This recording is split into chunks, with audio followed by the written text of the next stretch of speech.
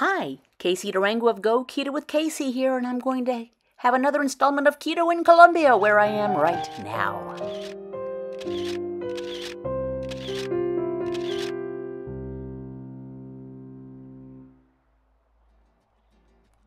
Okie dokie, let me tell you what, it is totally easy to follow the ketogenic protocol whilst in Colombia, South America. Look at this. This was at a restaurant that we visited. I think the first day I was here, the first time I was here. It's very easy. This is bacon. There's beef. There's ribs. Cooked beautifully. This was an appetizer, actually. Just someone brought over and said, "Here, try this." And I was happy to oblige. This was a plate that my lovely mate and I shared. That's bits of pork and beef, and I'm certain something else in there with beautiful seasonings, cooked over a fire. There's a little bit of guacamole in the back and non-sugar colas. You can see. We couldn't finish it. It was delicious. Now, listen, not everybody in the world follows the protocol. This was one of my husband's cousins. He's a vegetarian. That's one salad for him. And this is a bowl of local soup with corn and some potatoes in it that it was a big table of family at this restaurant. One of the people was enjoying. And then one of the tiniest people, a slip of a teenager, had what's called a bandeja paisa, which is the country plate of Colombia, full of delicious stuff, arepa and bacon and eggs. But my husband and I and several others opted for the grilled meat. This is grilled chicken. This is right on the street. The restaurant's quite nice, but you can see one of the cars is parked there and traffic in the background. There goes a truck. And they're just grilling, and it smells great, and it goes all the time, and it's brought straight to your plate after having been grilled. They also have an open kind of pit, not a pit, that's not the right word, but like an open fireplace, but there's not fire. There are hot coals and meat on poles. All kinds of meat you can see there. You don't see this so much in the city where I come from. Again, right at the edge of the restaurant and very close to the street, there's an open flame, and they just know when to move it and shift it a little bit and turn it upside down and pull some of that off of cut it straight off the pole. It really is delicious. And, it's simple food. It's seasoning and it's cooking at overheat. And then talk about simple. This was in a little town called Pueblo Rico, a little tiny cafe. My husband and I had a couple of mugs of strong coffee, locally sourced. Tiny place. There are my glasses. I was working.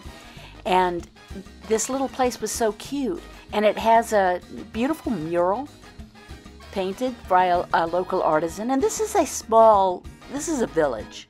I mean, it's not it's I don't know how many people live there, but there's a lot of talent in the world, and a lot of us don't even know about it. So we should kind of open up our experiences in our minds and enjoy that. Now, simple times, I was working, you can see my computer. My husband made me breakfast. We were staying at his cousin's home in Pereira, Risaralda, Colombia. And this was kind of the day's food. My husband started me off with a couple of eggs and a couple of pieces of bacon and coffee. And then lunch was homemade soup. I mean, like made from scratch that morning. Chicken and some, locally grown avocados, which are humongous and so good, and just a little lime and a little salt on an avocado. You can see how big they are. I know a lot of folks are more familiar with the very large, I think these are called Florida avocados in the United States. I'm not sure what they're called here. And this was the remainder of that lunch. It was chicken with mushrooms and cream sauce and some mashed cauliflower, because my husband has inspired the household to try the ketogenic protocol. So instead of mashed potatoes or other starches, mashed cauliflower, as it is called. And again, simple. Chicken, kind of sauteed a little bit.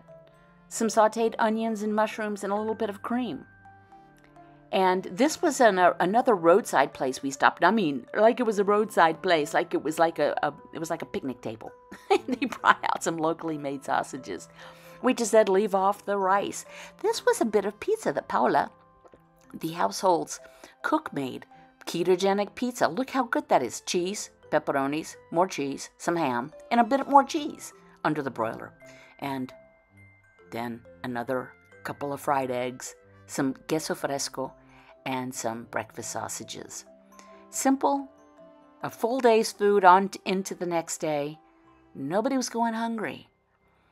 Of course, there are the more adventurous meals that one can have, and we're coming up to one of those right now. It was a first for me. Fish. This is tilapia, and I believe. And it was just several of them they had ready to prepare, and I'd never eaten fish this way before, and I was interested to see it and to experience it, and it was delicious. Spoiler alert. It was not something I'm used to, but a lot of folks are, and there's just fish cooking in some reserved bacon fat, and there is one of the fish, and someone, enjoyed digging into it. My husband and I split a fish. He took the head, and he liked the eyeballs. I took the other part. That was my portion, with patacones, which are delicious fried and smashed plantain, which is one of my favorite foods. And there was a side salad with just avocado and onion and radish and lettuce. Just, it's normal food. A lot of us think when we travel, and depending on where you're going, maybe the food will be more exotic and something you're not used to. But a lot of it is common. This is at a beautiful place, world famous, the world's tallest palm trees. And this was an appetizer in that restaurant. That's a shrimp cocktail on a giant flat plantain, a giant flat patacone. Oh, so good. The shrimp was fresh, and I did have, I will say, a delicious margarita. And it was low carb. They make it, it's just essentially fresh lime juice, a little bit of salt, and some tequila.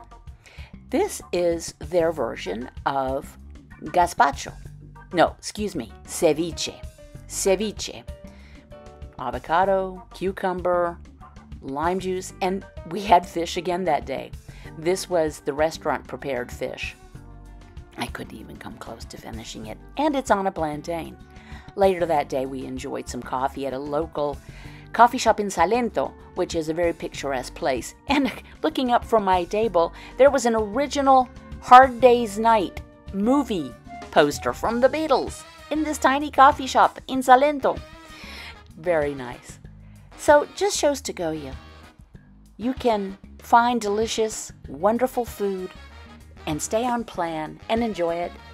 And if you're really lucky, you get to enjoy the sights and see things you haven't seen before, and enjoy the people and enjoy yourself.